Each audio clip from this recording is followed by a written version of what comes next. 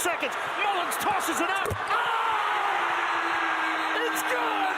We're point three. UConn goes in front. 點啊？你 Jerry， 即係話 Jerry 時間停止，好有畫面，你睇開噶嘛？所以幾正啊！呢個即係有個標題。呢個就係射程嘅優勢啦。我貼住三分線通常都唔會快噶啦，出手通常都係慢啲，人哋已經對咗你，就變咗你又射又唔係，唔射又唔係咯嗰啲佢。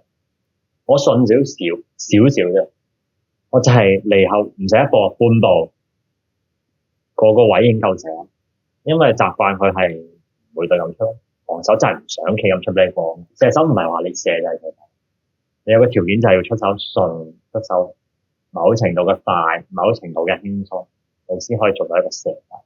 所以而家我叫啲射手係咪啊？係你唔好貼住三分線射。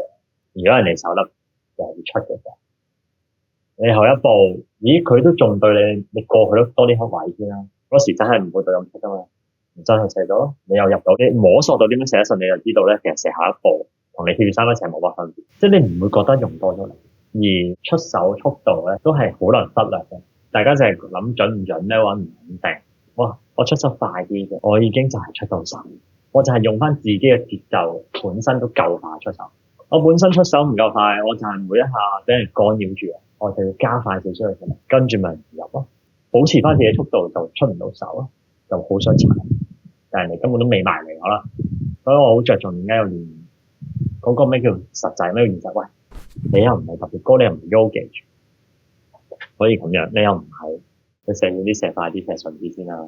咁你踩埋佢多啲咪 quota 都唔係指望你入樽啦。所以 Curry 都係 Curry 出手快，扮射波啊，少少影。咁望住個框，人哋已經出嚟第一個。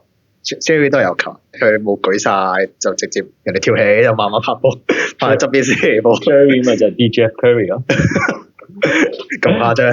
所以出手快都改變到你嘅打法。就算你命中率係冇高度，人哋會驚。你出手純粹快嘅，射程遠咗少少已經係呢兩樣嘢已經令到你改善咗你嘅 performance。